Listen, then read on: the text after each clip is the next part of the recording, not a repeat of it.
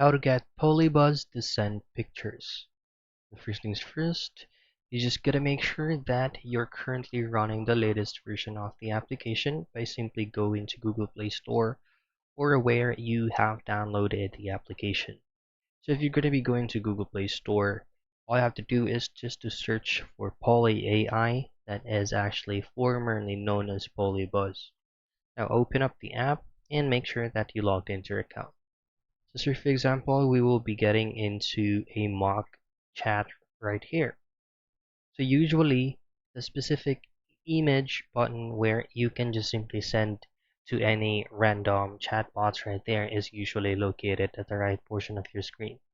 So this is actually indicated as four boxes at the right option. So if you tap on that, as you can see, there is no image option here for you to send pictures. So what you can do is just simply go back and then head straight to the Me tab or your profile icon at the lower right portion again, and then just simply go to Poly Premium. Now it does not actually matter if it's going to be premium or basic because that specific feature is already been added even if it is a basic subscription. So if you scroll down, as you can see right here, you can customize chat and then as well as background images. And that feature, you can actually send pictures on Polybuzz.